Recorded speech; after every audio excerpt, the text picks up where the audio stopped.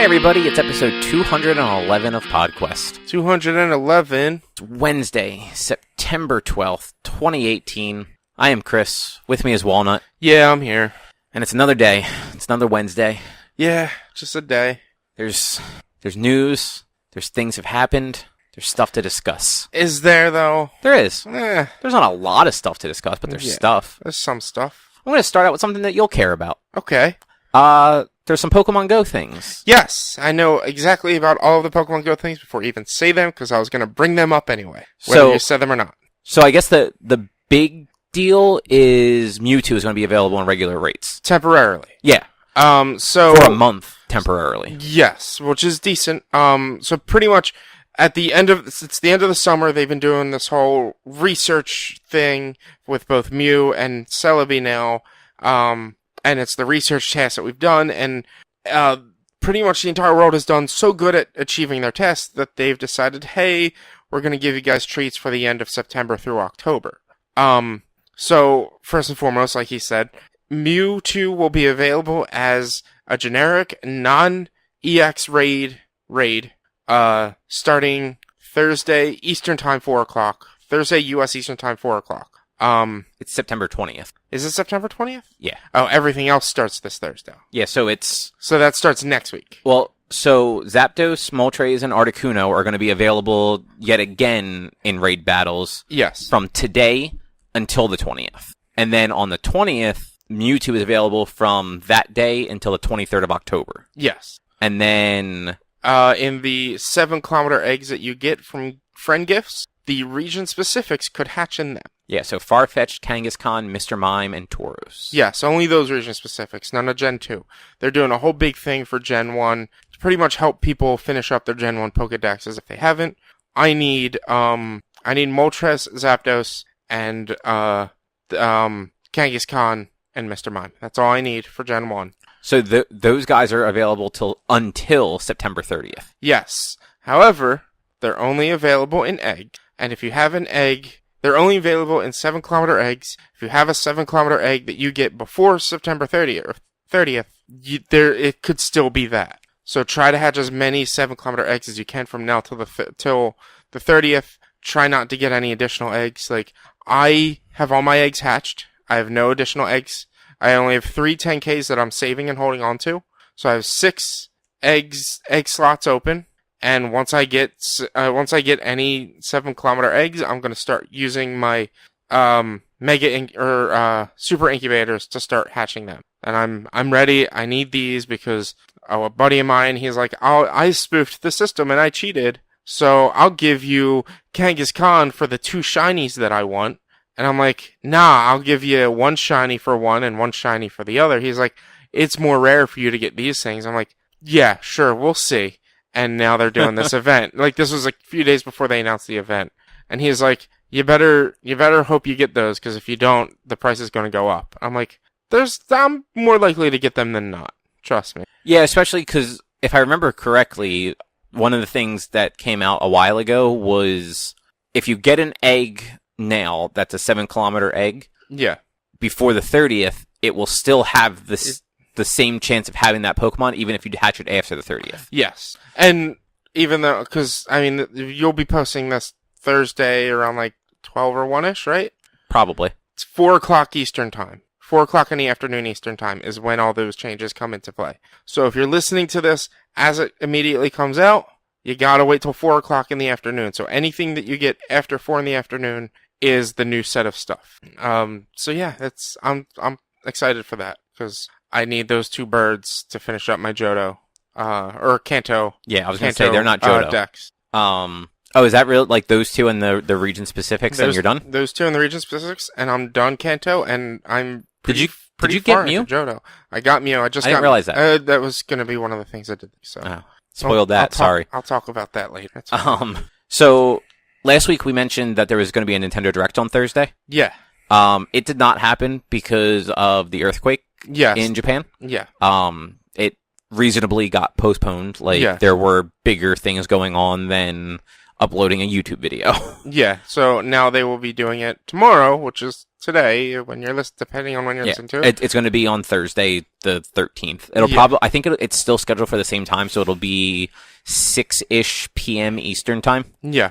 I heard they're going to be talking about the online service for the Switch. So a lot of stuff has already leaked-ish. Like, apparently the title for the upcoming Yoshi game may have leaked. But more importantly, information about the online service did come out. Yeah.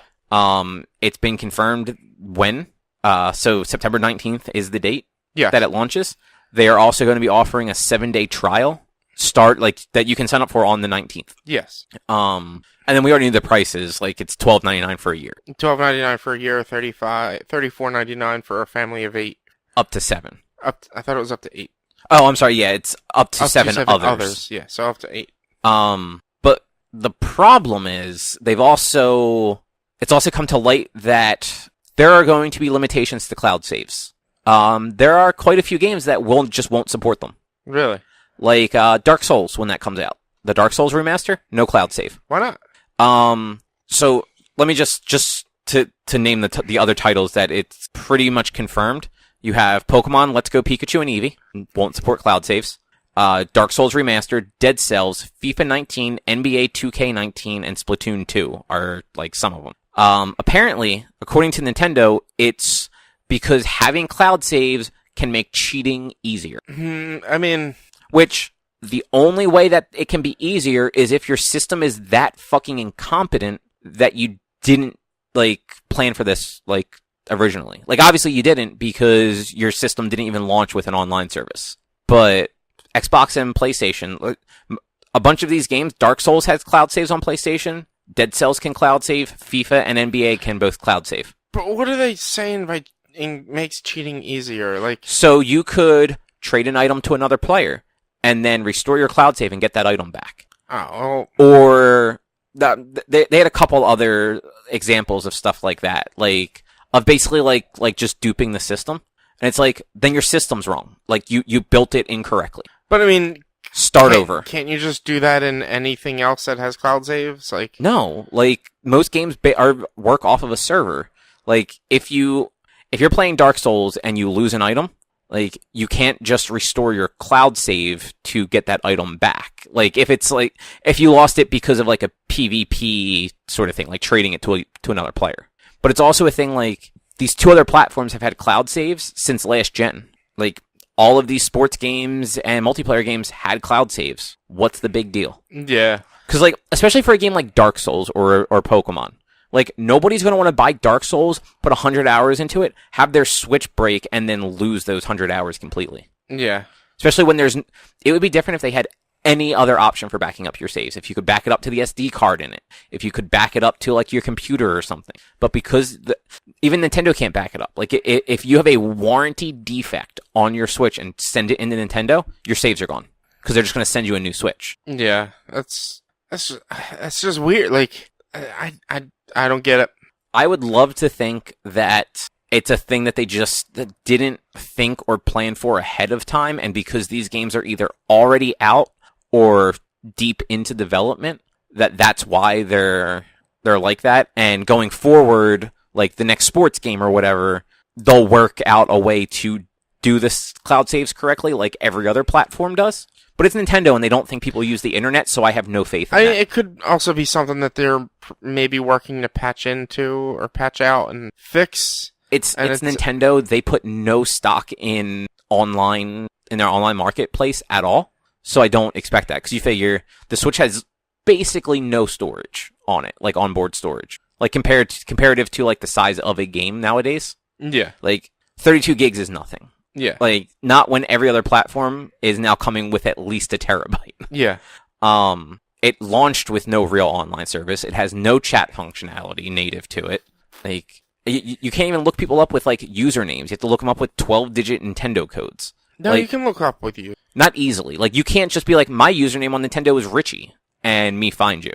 You can only make a friend by entering their friend code. All my friends, it auto-imported from the Wii U. Yeah, so in that case, if it was a Wii U or a DS or even the Miitomo app.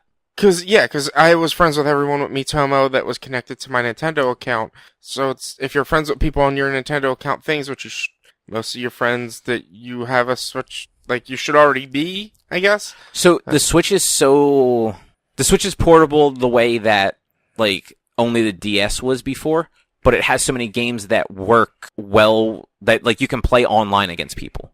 Like, whereas, like, the DS didn't really do like, it had local play. Like, you didn't really play the DS, like, online with other people. Yeah.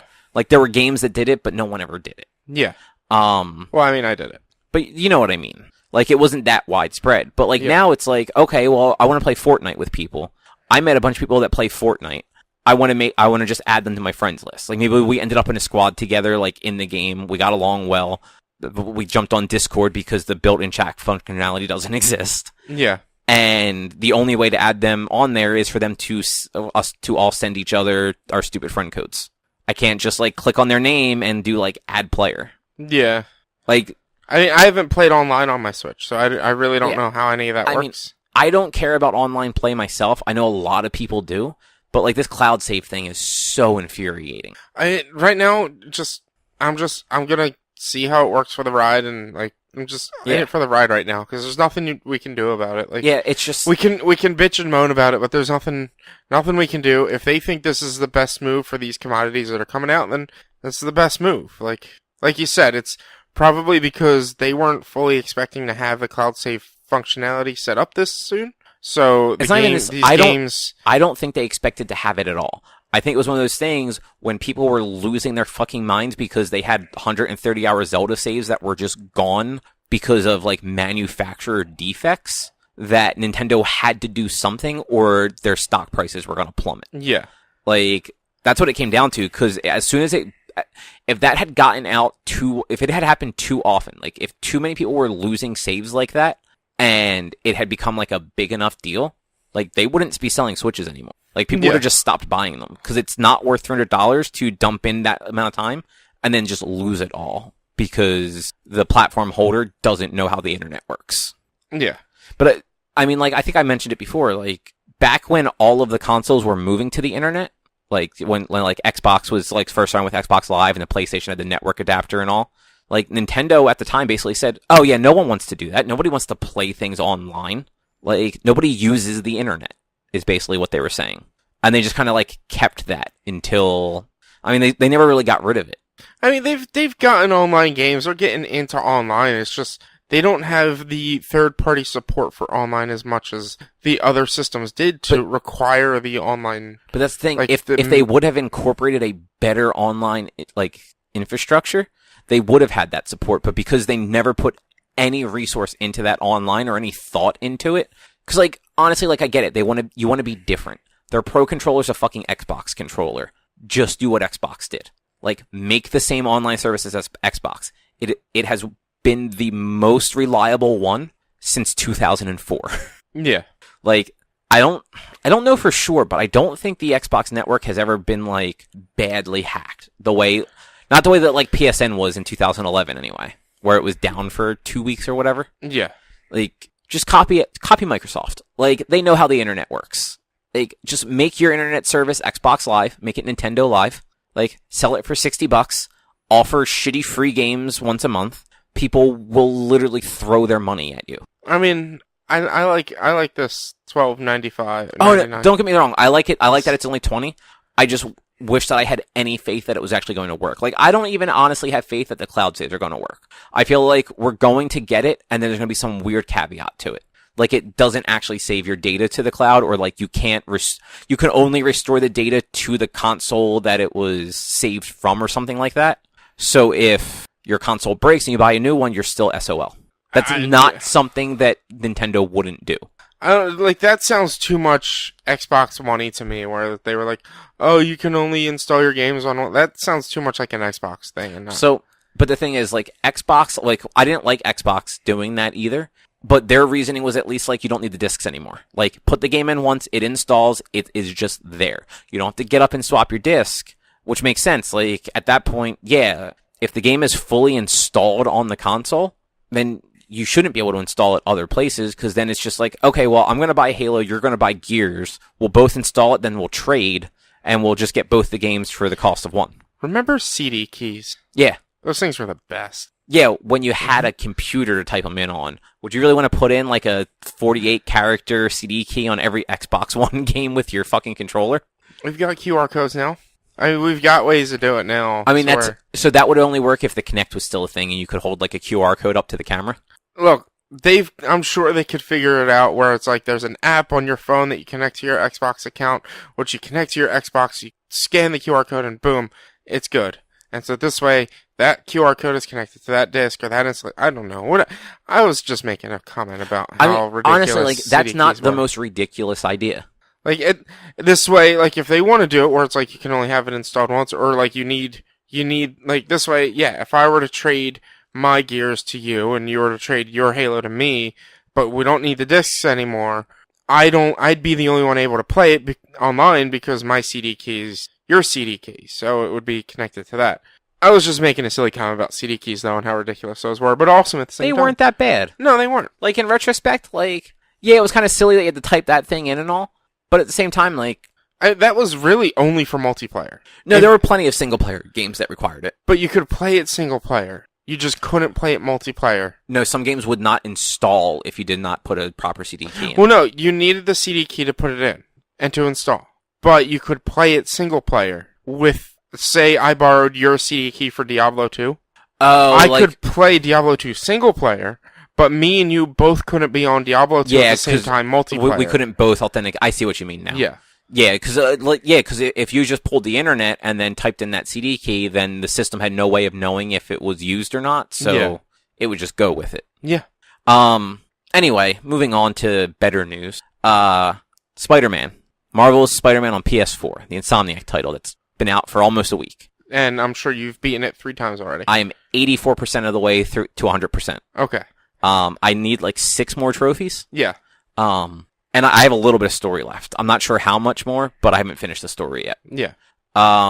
Insomniac announced that there's going to be a new Game Plus coming. Okay, cool. Which is awesome, because, I mean, I'll talk more about it when we're talking about like what we did this week, but that's the sort of game where like there's enough going on that replaying it where everything is kind of like a little more challenging, but you have more stuff out of the gate, seems like it would actually be really cool. Yeah. Because like the early portions of that game they're not fun or like overly hard. They're just kind of like choppy until you get some of like the better skills and upgrades and stuff. Yeah.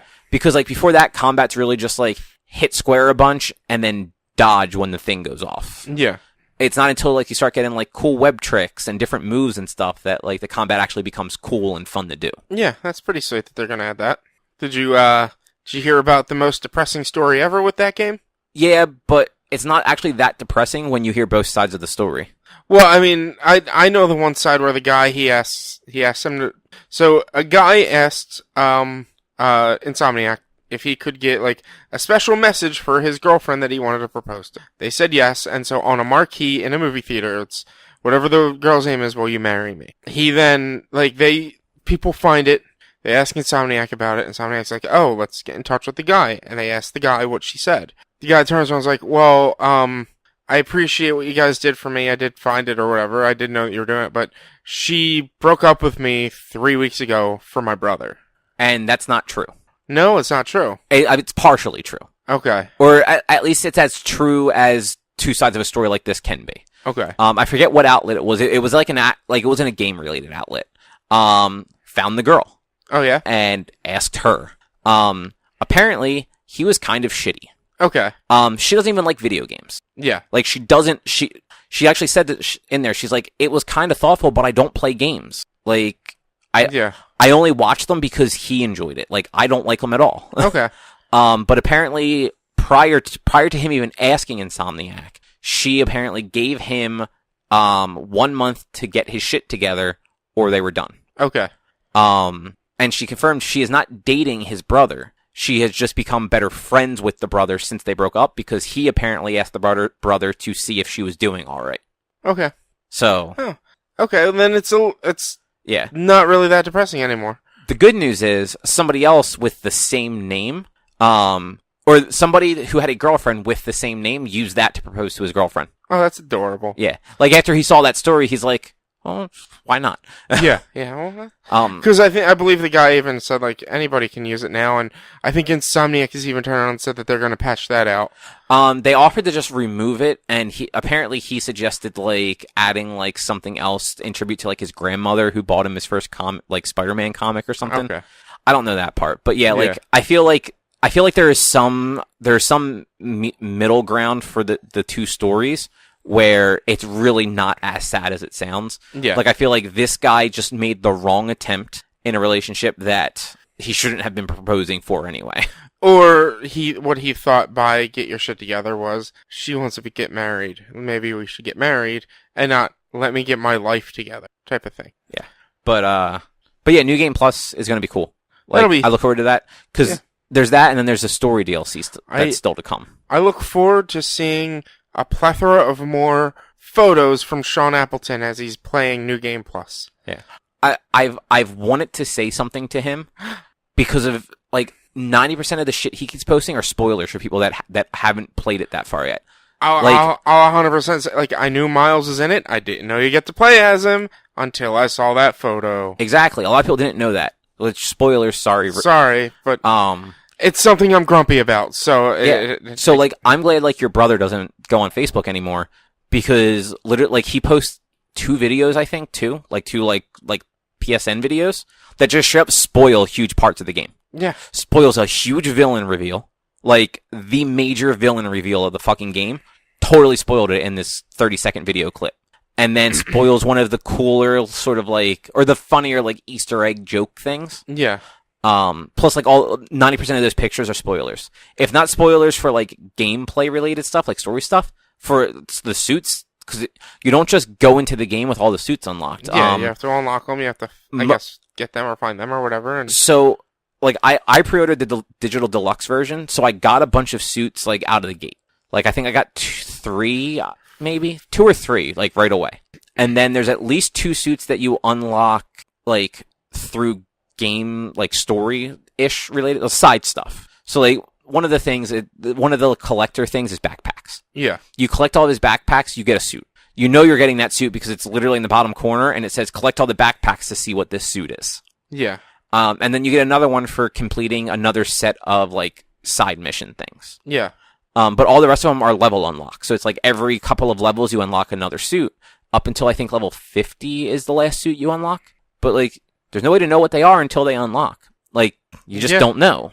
And it's just like, I'm sitting here and like, I understand the game's amazing and like, it's great, but literally my newsfeed on Facebook, every other post is him sharing a picture that he took. And I even saw somebody like say, I wish that was an easier function to get to. Or apparently you have to like dig through the menu for the selfies to get the selfies. Like, no, you pause it, you go to photo mode, and then the first option is either normal camera, so you can just move the camera around, take a picture of like just like him standing with the facing like the Empire State Building, or you hit left and it changes it to selfie mode, and then there's all like the cool options that you can do to like put the frames on, and you can change his eyes and. Okay. Yeah, like, it's actually super easy to get to. It's just like, I'm like, come on, dude. I understand, but, like, I don't need this many. I don't have the game, and I want, like, something to be surprised with. Like, it's fine if you want to, like, stream your game and whatever. I'm not going to watch the stream.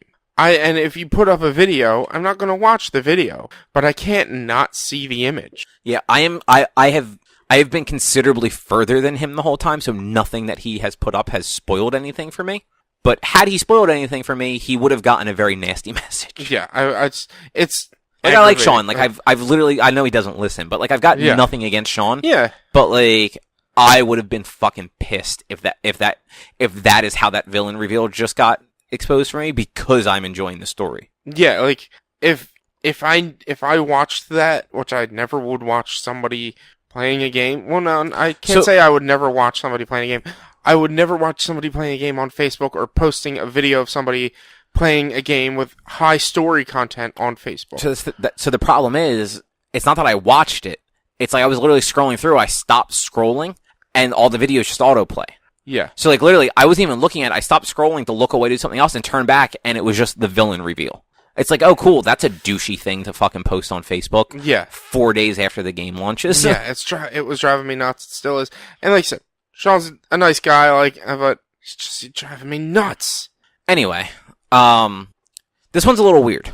So last week, Polygon put out an article. Yeah.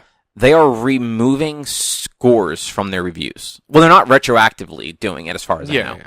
But they are no longer going to score game reviews. Which, I don't mind that. I actually, when we first started doing reviews, that's what I wanted our reviews to be for games. Yeah, the problem is, you can't get, without a metric, when you're, a small site, there's literally no way to get traction anywhere. So, all, the review aggregators will only pull if you have some sort of, numeric value assigned to it, and it's a pain in the ass. But Polygon's big enough and they're owned by a big media company that they can make that sort of play and it's not really going to hurt them. Yeah, I mean, I much prefer to see that than just have people rely on a 7.5. That's not a good number, but it's more like they should probably read what they have to say, because even though it's a 7.5, you might not like the game.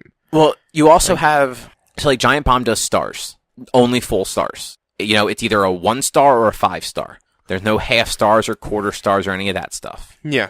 And it's also not a number. So you're kind of just giving it a thumbs up or a thumbs down at that point. So it's real basic. But then you have GameSpot and IGN. I want to say they're on 100-point scales. I know IGN is, because they will do a 7.7. GameSpot might only be full and half points. I don't know for sure though, but I'm pretty sure that they're both 100-point scales. And I get it, they are the two biggest game sites out there, and they actually have they have a system that they enter numbers for different criteria, and that pumps out the score for them. Mm-hmm. So it's not just it's not somebody writes a review and then gets to the end and goes, all right, this is a 7. Yeah. It's all right, graphics, I'm going to say the graphics are a 6 because this game doesn't look great. But the story's a 10, and this is a 5, and this is an 8, and they go all the way down, and then it averages it out, and that's the score that the review gets. Yeah. And like you just said, the problem is, if the game has really bad visuals but plays amazing, the score might come out to be a 6. And then it's well, someone's going to skip this because it has a 6, but if you read the review, it's oh no, actually this game is probably pretty good and worth playing. It's probably more worthy of a 8 or 7 or 8 instead of a 6 because and plus story's up there. On a 100-point scale, a 6 isn't bad. It's 60 out of 100. In American standards, that's terrible. But it's not high school. I'm still. It is more than 50% of the full range of numbers. But that's the thing. In America, people see that.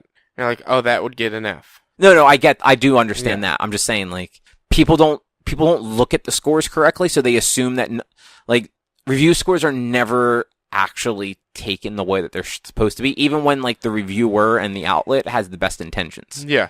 That's why I'm glad, places like Polygon doing this. Giant Bomb, doesn't review many games. When they do, it's, like I said, it's stars, but most of their quote-unquote reviews are through the podcast and through their quick looks, where they're literally just talking about the game as they have either just played it or are currently playing it. And they even, for Spider-Man, just started a new thing where they're actually doing a video review that's just a discussion. Okay. So it's not back in the day where game trailers would do a legit review that's a video. I think IGN and GameSpot still do that too, where it's a bunch of gameplay as somebody is reading the review essentially. Yeah.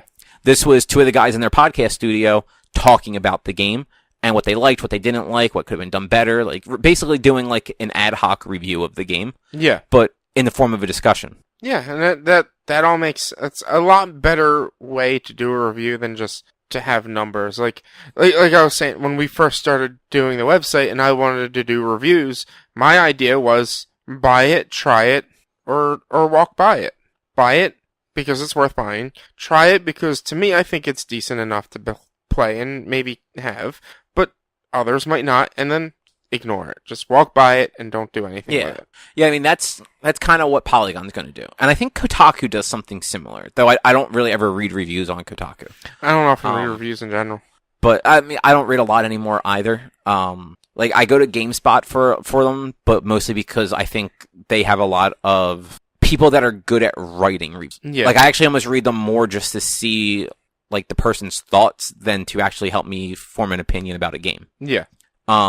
but Polygon is going to put a badge at the top of things called Polygon Recommends. So if it's a good enough game that they think you should play it, it's going to have that badge. If it's kind of like meh, then they're not going to have it there, and then you can, like, if you want to read through the thing and find out why it's not recommended, like, you can.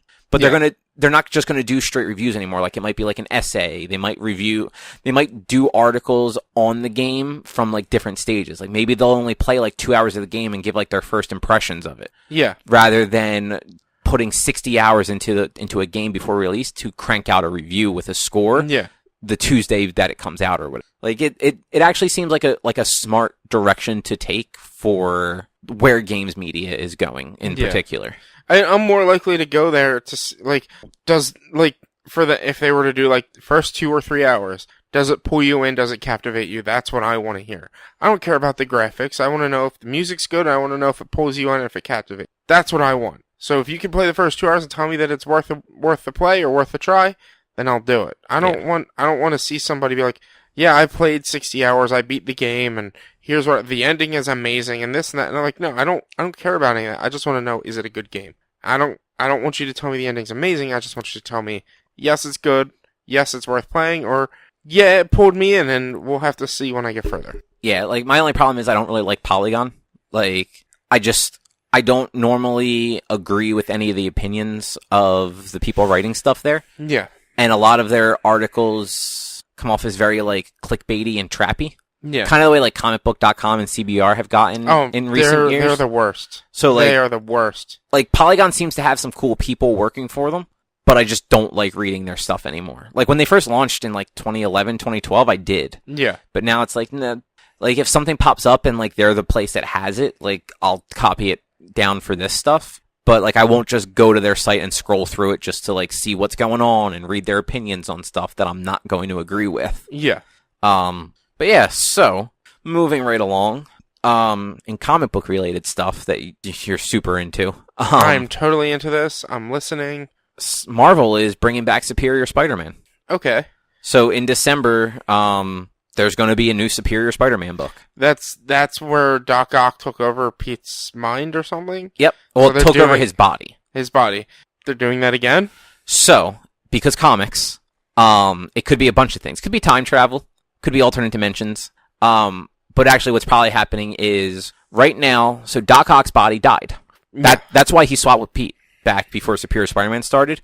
His body was literally dying. Yes. So his, like, triumphant victory was mind swapping with Spider-Man. And killing Spider-Man. Yeah. So Spider-Man had to die in his dying body. Yeah. But in, like, his, like, dying moments, Pete made Doc Ock basically relive, like, you know, like, your life flashes before your eyes when you die. Yeah. Pete used that as a weapon and made Doc Ock relive every moment of Pete's life, so that he ended up with the same sense of, like, responsibility and stuff that Pete had. Okay. Whereas, like, because in that series, you actually see, like, how Otto Octavius ended up the way he was, even though his story was very much like Pete's up to a certain point. Yeah. Like, they were both kind of, like, outcast nerds and stuff like that, but where, like, Pete had, like, the nurturing, like, uncle and aunt, like, Otto's family was shitty to him. Yeah. And, like, that's kind of, like, where they diverged.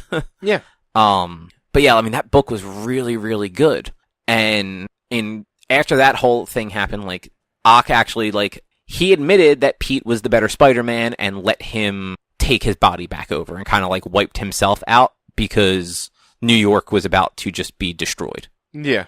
But he had, like, made a backup of his mind or something like that prior to that incident. So, like, that backup doesn't realize that he did it willingly. I forget exactly how that played out. But he is now actually in a cloned body of Pete's. Oh, Jesus Christ. Another clone? So, there was another clone storyline, like, a year or two ago. Yeah. Where actually Ben Reilly was, like, ended up being the villain. The original Scarlet Spider. Yeah. Where he was trying to actually perfect cloning after being, tortured and experimented on in the worst ways for, like, years. Yeah. But, like, one of the things that Ock did was he managed to move his memories into one of these clone bodies. Okay. And he has since been going around as the Superior Octopus. So he very much has a suit like he had as Superior Spider-Man, but it's, like, more of, like, a green schemed one. But it still looks like a Spider-Man suit.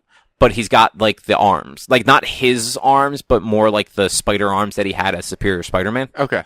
But I'm assuming something is going to happen between now and when that book launches, or they might just wait till that book launches to like do the whole story that will have him going back to being Superior Spider-Man. I'm assuming it'll be Spider-Geddon actually, because that's happening soon. Yeah. Like the big spider crossover thing. Yeah. But him being in that weird in between of like, he is still definitely like a bad guy, but he's not a villain anymore. Like he still has that sense of helping people is the right thing to do, but he has such an inflated ego that he thinks he is the only one that can do anything right and fuck everybody else in their opinions.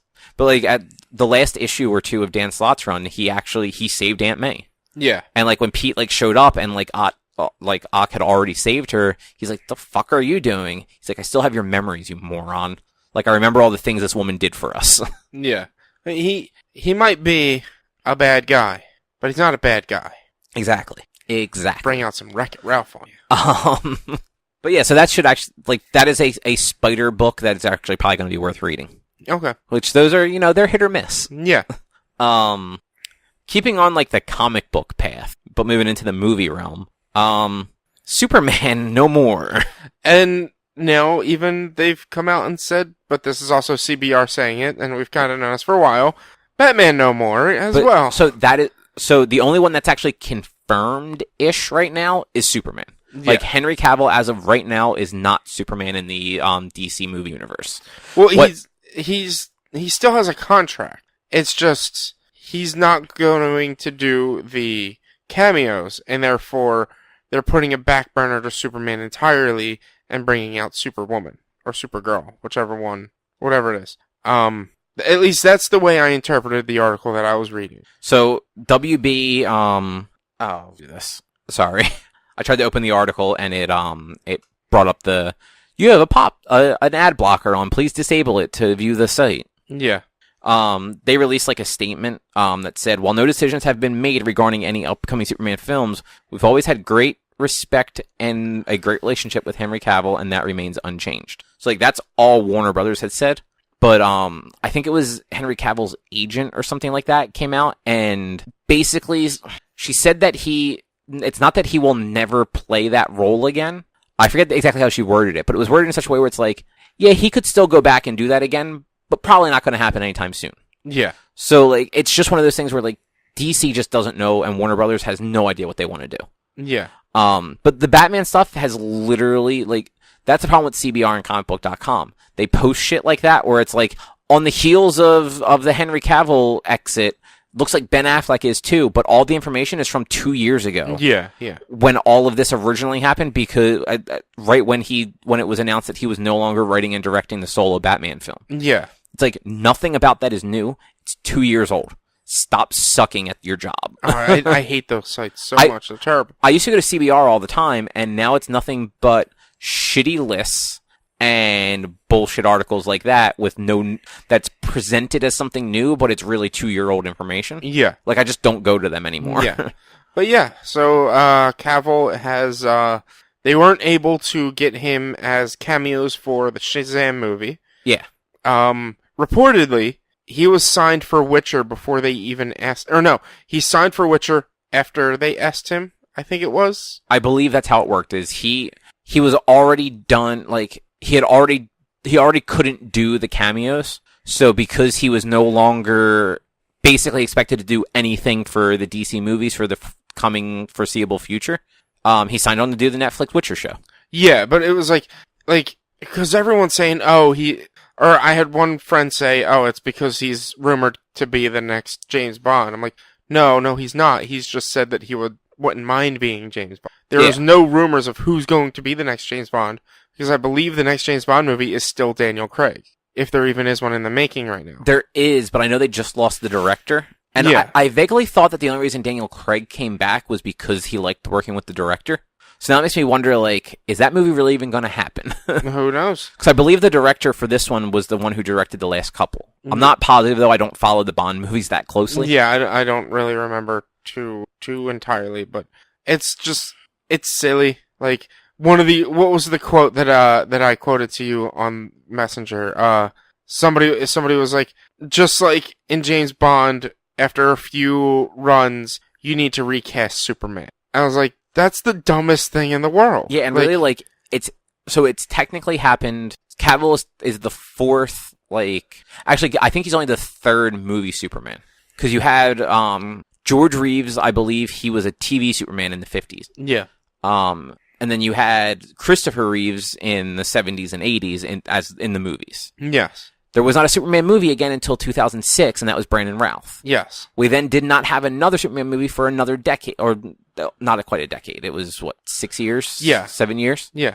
And at that point, like, they were distancing themselves from Superman Returns because it was such a bad movie. Yeah. Like, I get why they recast it. And I think by the time that came out, Brandon Routh had been in a bunch of other stuff. He'd been in a handful of things. I think he was already in Legends of Tomorrow. Or no, he was already in Arrow. I don't think he'd been in Arrow when Man of Steel came out. That was only season 2 of Arrow.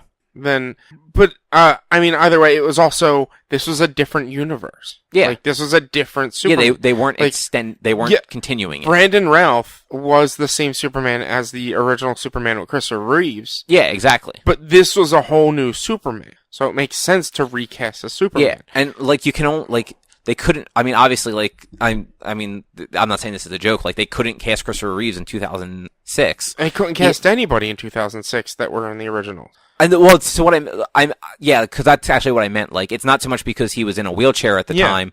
It was literally because, like, he would be too old. Like, he could not be an actually convincing Superman when would have been in, I guess, his 50s at the time, late 40s. Yeah, unless they did like an old man Superman movie or something like that. Which wouldn't work because Superman ages.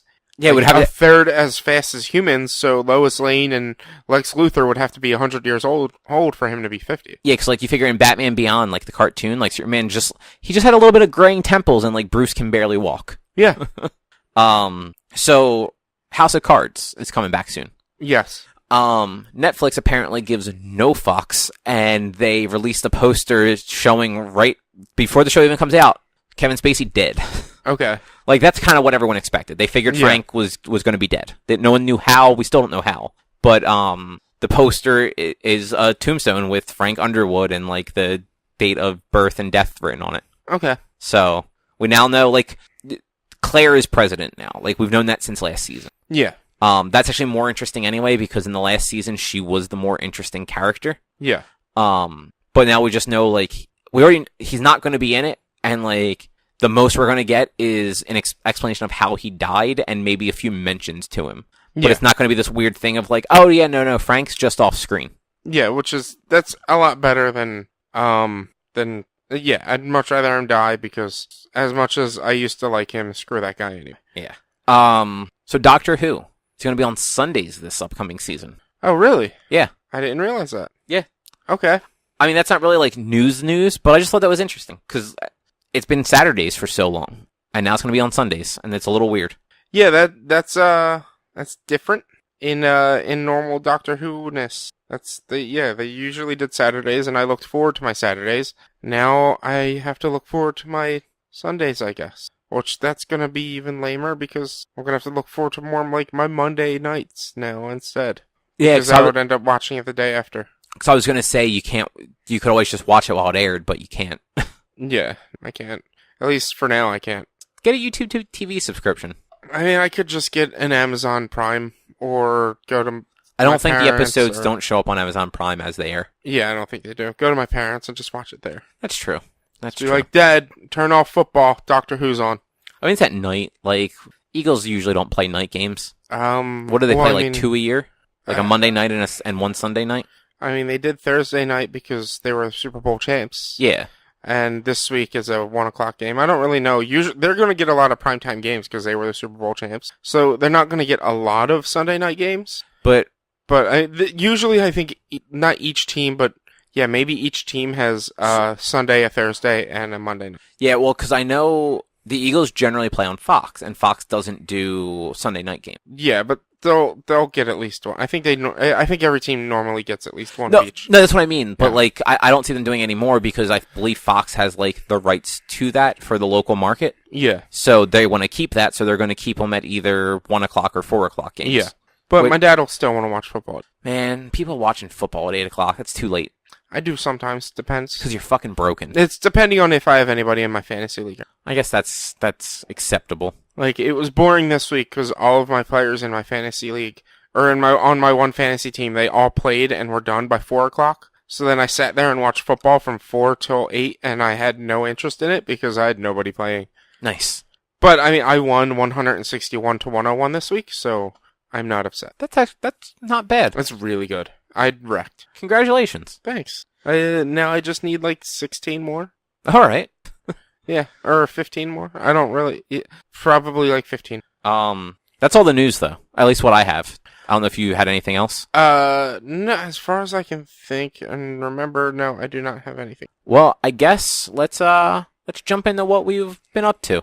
Yeah, we can do that. Go ahead, tell me about catching your Mewtwo or whatever the fuck it is you call it. Yeah, so what Your did I Mew. do? What did I do over the past 2 weeks? I didn't really get a lot of game time in because I had an open house this weekend, so I was doing a lot of cleaning. But I did end up, like I said, I did catch Mew. By this time last week, I think I only had one task left to catch Mew. I think that sounds right. Yeah, because it was on the last task, and it was 2 things that I needed to do on that task. One of them was get an excellent curveball throw. The other one was use 50 berries while catching Pokemon. And so I was like trying to do them both at the same time. Shortly after we recorded, I went out and I got my excellent curveball throw while I was catching my first Entei. And then within that hour, I was able to go up against enough Pokemon to use enough berries to finish the quest. And so it finishes it up, and I click, and I get all my experience. And I talk to Dr. Willow, and he's like, "Hey, look, I think we found it. Go catch it." And it was the most annoying thing I've ever had to do in my life. How many balls did it take? Well, the lucky thing is, number one, you get unlimited tries. Oh, that's cool. It can't run away. But you can only catch it in AR mode. So Really? yeah, and it goes invisible. So you have to find it while in AR mode, and once you find it, it'll like go camouflage. You can still see its outline, but it's invisible. And then you have to figure out, like, you have to hold your hand still, throw your Pokeball at it. It takes 2 Pokeball. It breaks out of 2 Pokeballs, and you catch it on the 3rd one. But you get unlimited throws. Like, you get unlimited Pokeballs. There's no number right there. Okay. And it was a pain in the ass, because like it moves too, and it doesn't like move like other Pokemon where it like just moves like side to side. It flashes and teleports like here to there, and then back to its spot. And then it was a pain in the ass. Can you like give it one of the berries that makes it like No. not move? No, you can't. It's because it's a certified catch. You just have to catch it. But it's just mostly because I don't use the AR mode because it's a pain in the ass. Yeah, it sucks. Everything it's smack dab in the middle of the screen, and I'm holding it straight forward. Whereas this time I had to hold it like down a low angle, trying to get it into the middle of the screen so I could throw it at it. It was just a pain in the ass, but it was I got my Mew. I was happy. I was excited. It doesn't have that great of a rating, but it doesn't matter. I don't really think I'm going to use it to battle that much. Yeah. Can't really power it up. You get 20 candies for catching it, and then you get 23 candies for catching it, and then that's it. So now I have to walk it, and to get candies for legendaries, you have to walk them like 20 kilometers for 1 candy. Oh, It's nuts. It makes sense because they're legendaries, but in the climate that Pokemon Go is right now, where it's, at least in this general area, next to impossible to get raid groups together, there's no, like, Yeah. it sucks. Yeah, like I was talking, like I told Erica about the stuff, like Mewtwo showing up in the raid and all, because she had one of the EX passes, Yeah, but it was for Sunday afternoon when it was raining and miserable yeah, down at Red Bank, yeah. and like it wasn't actively raining at the time. It was like 5 to 5:45, so she drove out there and tried, but there was only 2 other people there. What time did she get there? I don't know. It's probably between 5:15 and 5:20. That was her problem. With Mewtwo, you have to be there before it starts. Oh, really? Because they will do it immediately as soon as it unlocks. So, for her for next time, if she gets another EX pass, do it right away. Or, from the 23rd going forward, if you see a raid getting started, hang out there till it starts, and because it's going to be Mewtwo. But, like, I've been having trouble getting raid groups for even just the smallest of raids, and yeah, she's had that problem even at Red Bank a few times where like there have been raids going off like on like a Sunday because she'll usually go up there if it's not miserable out on Sunday and like walk around and hit a bunch of stops, and if there's like any raids like she'll do them, but like a bunch of like I think she said maybe she's gotten like two victories in raids but has only caught one. Yeah, she caught the Reggie Rock. Yeah, that's what's been going on in the past. But then weeks. whatever the most recent Reggie was. Well, the Reggie Steel and Reggie Rock are the two current Reggies that are. Well, Reggie Steel was before Reggie Rock, and then Reggie Rock has been going on for the past month. Okay, so she caught Reggie Steel. Okay. Got like the chance to catch Reggie Rock, but couldn't catch him in the amount of balls she had. Yeah. But literally has not been able to get a group to like. And the problem is nobody likes the Reggie, so nobody's going to go out for a Reggie raid. Oh. And any of the groups that I post on, nobody comes to them. Nobody responds. Even sometimes I don't see a message until then a complete day later that somebody posted on there. It's a pain in the ass, and it's like. I mean, that's because Facebook's algorithm is pretty bad. Yeah, and that's the biggest issue. What you should be using is Discord. And there are Discords, but I don't have a Discord, so I just need to download it and do it. But I want to put together a like Brooklawn, Belmar, Haddon Heights, Red Bank Discord, so that this way, like any raids that go on, like money from Haddon Heights, Belmar, Brooklawn, like all of these areas that are just within 10 minutes from each other. Yeah. Include like Audubon Heights, where over there. Include that into it. If we can get that put together and just be like, hey, we need people to do raids. Anybody can come do them. That'd be great. Yeah, because like I know like Erica doesn't really bother with this stuff like on weekdays. Yeah. Just because like by the time she gets home, we have dinner. It's like late enough that she just wants to relax. Yeah. And like that makes sense. Yeah. Plus like we're usually watching TV, so like for her to go do a raid, like she literally like we'd have to pause the show or whatever we're watching. She leaves for half an hour. And well, generally the raids run from 6 to 7:30, 8 o'clock. So they don't run after 8 o'clock. Oh, I never realized that. It used to be 7 to 7, but I've seen them open up right at 6 o'clock. So I guess it's like, maybe it's 6 to 7. Maybe daylight savings time threw it off or something. I really don't know. But it's like 6 o'clock to like 7:30, 8 o'clock is when raids run. And after that, they don't. They shut them off. I think it used to be maybe like 6 to 9. And after 9 o'clock, they shut them off. And they don't do them until 6 o'clock the next morning. Okay, yeah, I never realized that. But my goal for with this new 2-week event or new week or so event with the Moltres, Zapdos, and Articuno, I'm probably gonna wake up early Saturday morning and go to Kings Highway in Haddon Township and hang out up there for a bit. Maybe go get a cup of coffee or breakfast somewhere up there. Just walk up and down. There's tons of Pokestops there. There's plenty of gyms within walking distance. And hopefully get together enough people to be like, hey, let's go do this one or let's go do that one. Hopefully then like maybe go to Red Bank later on in the day, like an hour or so later, 2 hours later. I don't know. I really want my Articuno, or I want my Moltres and my Zapdos. I didn't really get to play on Moltres Day which was this past weekend, because I was cleaning my house for the open house, and I didn't get to play on Zapdos Day because apparently getting married is more important than playing Pokemon Go on Zapdos. I know. We're going to be in Philly on Saturday because it's Keystone Comic-Con. Yeah. So we'll be there Saturday. So Erica might end up getting to do stuff there, depending on what's right around the convention center, which I assume there's got to be at least a couple gyms. There's going to be a couple of gyms. Just keep an eye out. Any silver gyms any silver raids are going to be one of the 3 legendary birds. Yeah, because I mean, that is the sort of situation where like that is the best opportunity. Yeah. Because there's going to be plenty of people that are also going to be playing still. Yeah. Same thing. I think it's the last weekend of the month. On Saturday, we'll be in Baltimore for Baltimore Comic-Con. There you go. And I want to say it's the following Sunday we'll be in New York for New York Comic-Con. Yeah, so she's probably gonna get some good luck with Mewtwo. New York might be a little spottier because I don't think there were that many places. That's near the Jervis Center again? It's in the Javits Center. Yeah, I don't know. I've never been there with Pokemon Go out, so I don't know. So the first year Pokemon Go was out, I believe I was still playing it when New York came around. I don't remember it, like, there was stuff. It's like just far enough away and the convention center is so big and so packed that like getting to it conveniently, Yeah. like is almost not worth it. Yeah. But you never know. And like we're driving up on Sunday, so like we're only parking like a block away, so it's not like we're gonna be walking to Penn Station or anything. Yeah. But there still might be stuff, and Philly definitely, because we'll probably just take the train over. Yeah. and You should that's a definitely good be area able, of Philly. You should definitely be able to get some stuff that day. I still need to get together, see if like friends of mine who play the game want to come and join me on Kings Highway. I think my one friend's son plays football at some point that day, so they might only be able to. Did you say Saturday or Sunday? Saturday. That's what I thought. Yeah, it's I'm enjoying a little bit more playing Pokemon Go again. With all these research tasks and stuff. I'm almost done Celebi. I'm on the last task for Celebi.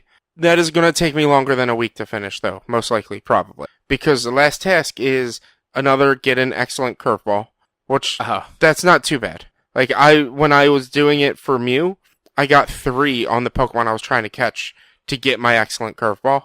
Because it was Entei, and once you figure out how to get one, you can figure out how to get them all. And Entei's huge on the screen. So it's really hard to miss an excellent curveball with him. Yeah, I remember it being like that, where like if they were close to you, it was actually really easy. It was when they're like far away or in the air that it gets trickier. It's not closer near, it's size. Because like Caterpie, it's a pain in the ass because it's tiny and it is still close to you, but it's tiny and you're over top of it. So if you're trying to throw a curveball this way, it like to the right, it always hits its head. Like you have to, because you just have to barely touch it and have a nice. So I never had as much trouble with stuff that was small as I did. I mean, it's been a long time since I really like paid attention to that stuff, but it was always the things that were far away because I generally like. I always had trouble with my thumb getting the shot. See, you throw with your thumb. I don't. Yeah, like because I don't hold my phone with one hand and play with the other. Yeah. So like I'll literally just like walk around and I'll spin the ball and then flick it out to the right and it'll curve back around. Yeah. But if they're like the ones that are like far back, I can't always get it out there. Yeah, holding it in one hand and spinning it with the other is a lot easier. No, I mean that is easier. It's just I never really cared about the game enough to want to put that kind of effort into it. It's literally one of those, like, if it happened to be open, I'll be like, okay, cool, yeah, I'll catch that, and that was that. My current task is, I can't remember if I said, the other thing I have to do, which is pain in the ass, catch 40 grass or psychic types. Wow. It's been raining for a month straight in New Jersey. It's been like 4 days. It's more than 4 days. Grass and psychic types are not very common to come around. Especially since they ended the Celebi event that was going on, where the grass and psychic types were more common to help people get Celebi. So now I'm just like sitting here like, oh, there's a Trico, let me go get that, or there's a this or that, and then I forgot that the stupid P-birds are friggin' psychic, and so now I haven't been catching those. I need to catch them again. P-birds? Zatu. Oh, okay, yeah. He looks like a pea, and he's a bird. He's a P-bird. I know what you're talking about now. But yeah, besides Pokemon Go and catching Mew, the only thing I can think of that I did was I watched this show on Netflix called The Push. There is a illusionist / mentalist named Darren Brown. He's got 2 specials on Netflix right now. This isn't the same thing you talked about last week, is it? No. The guy that made people think they were invisible? No, that is Magic for Human. This is Darren Brown, The Push, and he has another show that I can't remember the name of it. But the other show, I'll talk about that one real quick. I haven't watched it yet. Probably gonna watch it this weekend or within a couple of days. It comes off as he's a faith healer, and it talks like even the description is like a faith healer and debunking faith healing and blah blah blah. But then you watch it, and within the first few minutes, from what I'm told, he straight up turns around and is like, "Yeah, I'm actually not religious. God is fake. Here's magic." And he starts doing illusionist stuff. I need to watch it because I refused to watch it before because I thought it was faith healer stuff. Now that it's different, and after having watched The Push, I really want to know what that show is. And who is this again? Darren Brown. Hold on. I have it on my phone. Derren. Darren Brown. Yep, found him. So The Push, he does mentalism in this. And the start of it is he calls a shop, and he has an actress go in to this shop with a baby cart, and he calls the owner, or he calls somebody in the shop, and he's straight up like, just take the baby out of the shop. Tell the woman that she has a phone call, give her a different phone, take the baby and leave. And he talks a person into getting a baby out of the shop. So then the entire premise of the episode, or of the show, this is an hour and a few minutes long, is can he talk somebody into killing somebody by pushing them off a building? So there's this whole elaborate scheme that he puts together to try and doing like minor suggestion things that become slightly more and more difficult for somebody who would normally grasp to do it, to eventually get them so implicated in something to where their only way out would be to kill this person and to push them off a building, and have them actually push somebody off a building which they don't know is strapped into a line and is fine if they fall off the building. It is fascinating and ridiculous. I'm not going to say the ending, I'm not going to say what happens, but at the end of it, the main guy that you're focusing on, that they're trying to do this experiment on, the outcome happens, and then Darren Brown is like, just FYI, we ran this 3 other times within 2 days. Oh, wow. And so this huge, elaborate scheme that took hours to do, they ran 4 times in 2 days and had different results with each person. And it's fascinating, and like the ridiculousness of the end is like, it's so cool. And it's like something it's neat to watch. Like I watched it in two portions. Like I started it one night and then friends invited me over, so I went there, and then I finished it the next night. And it was just like, it was so good. And like, I like this guy that now I want to watch any more of his additional stuff that he might have. Yeah, it looks like it's he only has one other thing on Netflix. Yeah, and that's the Darren Brown Miracle, Faith or Fiction. There you go. And like, even in this description, it talks about him being a faith healer, but it also talks about debunking. So I was like, what is he debunking? The fact that God isn't real or God is real? Well, I don't know. And so the description for this one is, illusionist Darren Brown reinvents the concept of faith healing through a series of stunts and debunk the confines of fear, pain, and disbelief. Yeah, so when I first read that, I was like, oh, this guy's a faith healer. I don't care. And then when I found out, oh, he's not actually a godly guy at all, and this is something different, I'm like, now I need to watch it, because this stuff is very awesome, what they do when they do this stuff. Yeah, that actually sounds pretty interesting. Yeah, but I highly suggest watching The Push. It's really cool. It's really fun. I also, the new season, we were watching it when you first walked in, the new season of Ultimate Beastmaster launched on Netflix, so I'm halfway through that. Did you start Iron Fist? No, I did not. I still haven't even finished Luke Cage, right? Luke Cage. It's just, I can't get I was about to restart season 1 of Attack on Titan before you walked in. Oh God, really? Yeah, because I didn't know that Netflix just isn't getting season 2, 3, or 4. Hulu has it all. But they still have season 1. So I'm going to watch season 1 on Netflix and then watch season 2 and 3 and anything else on Hulu.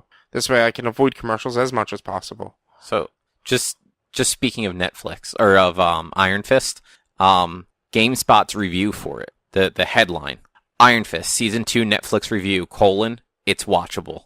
That's good, because people didn't like it before, I guess. Yeah, I just think it's funny that that's the headline. It's watchable. Not it's good or exciting or like anything like that. Just it's watchable. Yeah. I honestly really feel like those Netflix Marvel shows are just going downhill a little bit, and I'm just like, Jessica Jones really didn't pull me. First couple episodes of Luke Cage just didn't captivate me, and I'm like, I really liked Luke Cage season 1, but I'm not too pushed to watch this. So I just looked at IGN too. IGN gave Iron Fist Season 2 a 7. It says, Iron Fist finally discovers its strength in Season 2 by accepting that Danny Rand is its weakest link. Okay. So. Interesting. And I mean, like, so for what it's worth, I haven't watched any more Luke Cage, but if this has more Colleen in it, and maybe Misty, then I can see this being good, because they've been the best 2 parts of Luke Cage. Yeah, they have. But yeah, so, like I said, it was a weird week for you. Non-nerdy week, because I've just been rushing to get things clean and following a minor vacation, right? Because it was the week after a minor vacation and stuff. So yeah, it's been a strange week and a hectic week at that. It happens. Yeah. I believe that's about it for me this week. All right. So I've done a couple of things. You get 3. I've got 4, so you're going to deal with it. You got to cut out 1. Nope. 2 of them are actually going to be really quick. I mean, I only talked about 3, didn't I? Yeah, but sometimes you go on for a long time about like Monster Hunter, so. But I didn't go on a long time about Monster Hunter. But two of these are going to be quick anyway. Oh, I saw Elton John last night. Oh, yeah. He puts on a really good show for a 74-year-old dude. I'm not surprised. I'm sure he's got a million people helping him do that. So, like, I mean, he's got 3 percussionists, a guitarist, a bassist, and a keyboardist on stage with him, and then he's at the piano all night. Yeah. He's not, like, up running around or anything like that. Like, he gets up between songs and, like, waves and, like, bows and stuff like that. But otherwise, like, every song, he's just playing the piano and singing. Yeah. Like, he still sounds really good, though. Yeah. Like, a lot of guys, like, a lot of, like, musicians, like, once they start getting older like that, like, they lose a little bit. Well, I don't know about... Actually, I really don't know about a lot of musicians, but a lot of musicians tend to get into, like, drugs and alcohol and smoking many, many packs of cigarettes a day. He actually did say he has been sober since 1990. So that probably is a huge benefit to him. I mean, people in general, like, as you get older, like, your voice just deteriorates. Yeah, that's true. But, like, he was still able to, like, hit the notes and, like, the songs sounded like you expected them to sound. Yeah. And he played for, like, 2.5 hours with... That was all outdoors, though, right? No, it was everyone keeps thinking this thing was outdoors. My mom and Erica both thought the same thing, and they went to it. It was at Wells Fargo. I don't know why everyone had it in their head that it was at, like, whatchamacallit, at, like, BB&T or something. I honestly thought it was going to be at the Link. Oh, yeah, no, it was Wells Fargo. Okay.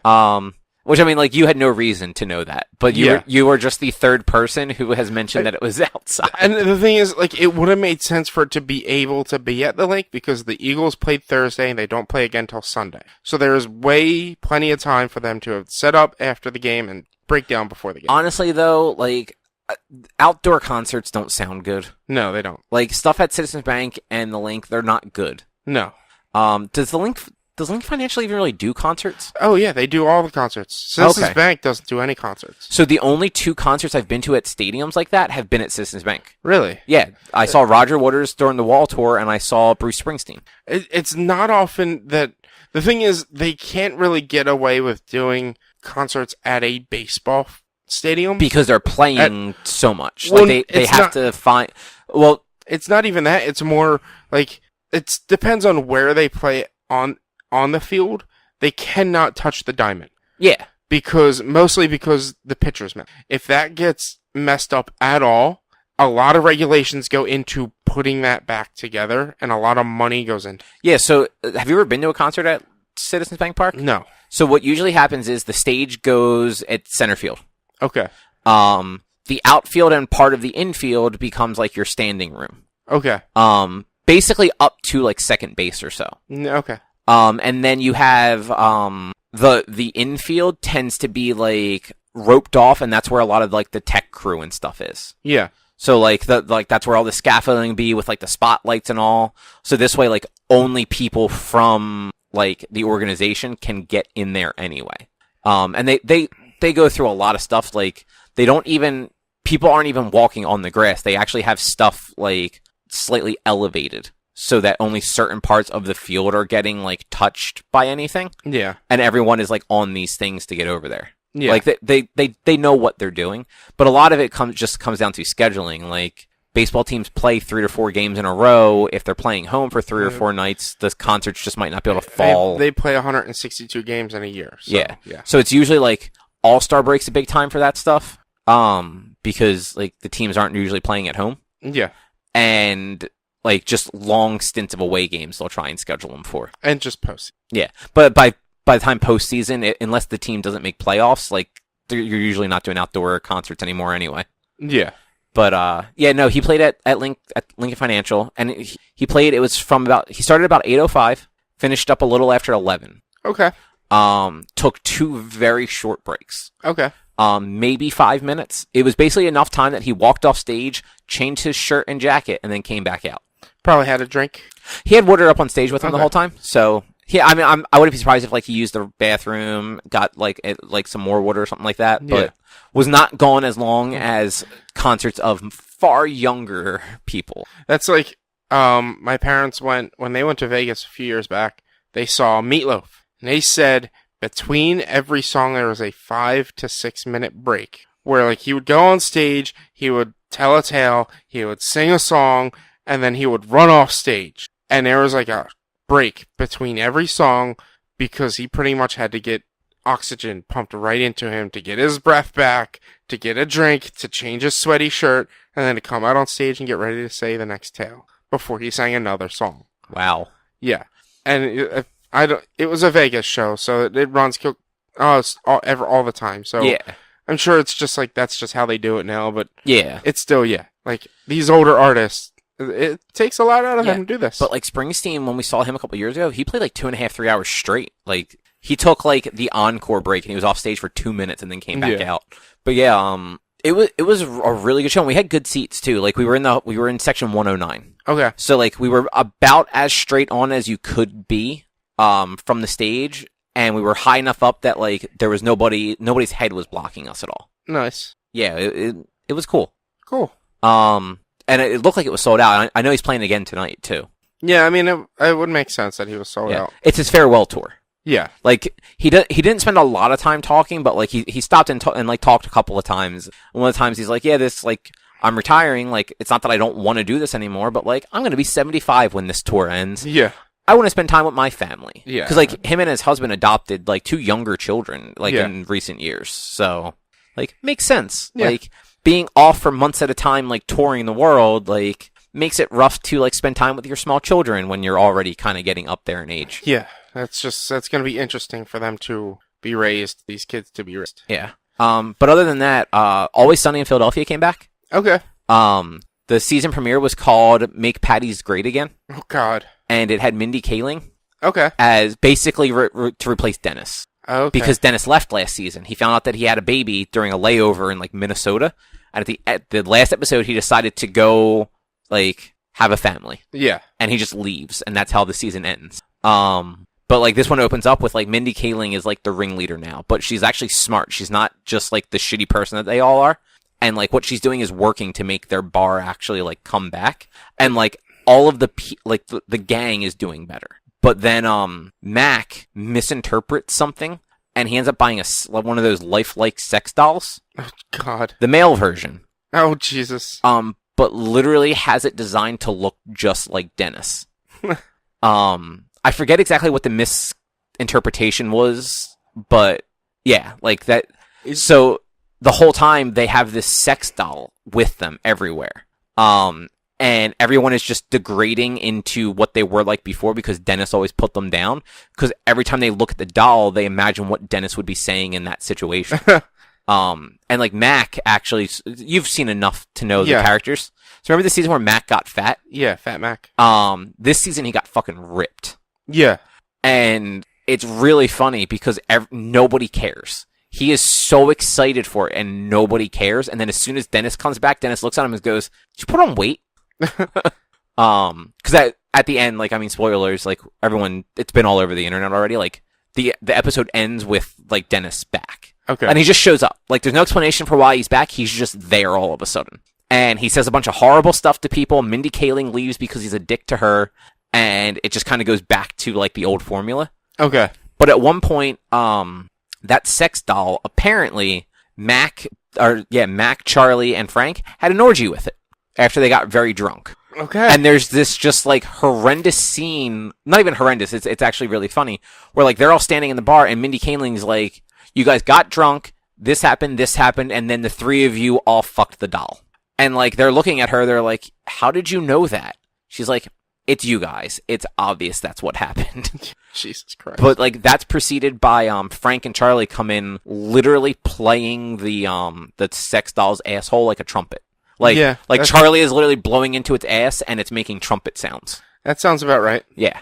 It show's ridiculous. Yeah, I love that show. Binging with Babish did an episode to honor the return of their season where he made rum ham, milk steak, the milk, the powder, the protein milk that they made, and I think something else. Made 3 things from the show, like all in the episode. It's like he made it the way the show described it, and then he made it the correct way.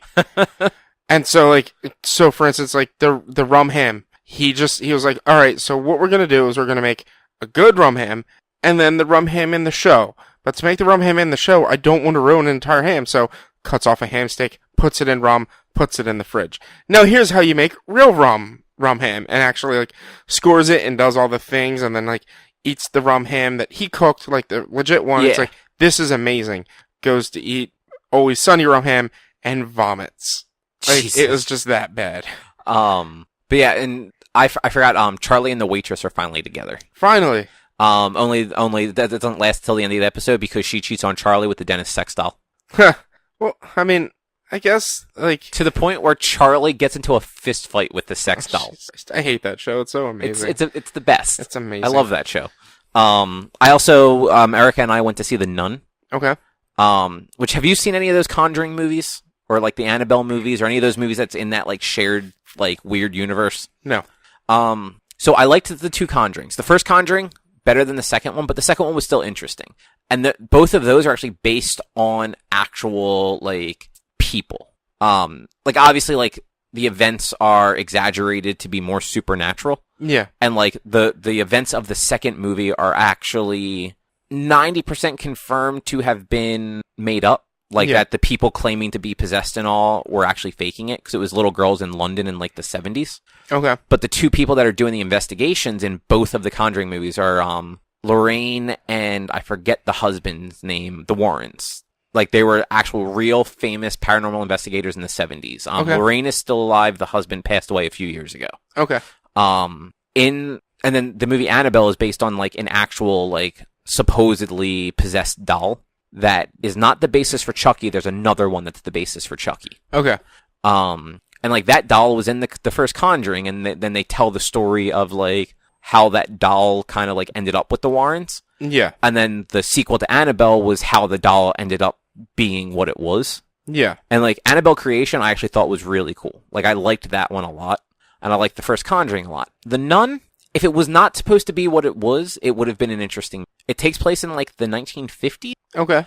And it's a priest and a nun who has not yet taken her vows, so she's not a full nun yet. Gets sent by the Vatican to go investigate a suicide of a nun at a convent in Romania. Okay.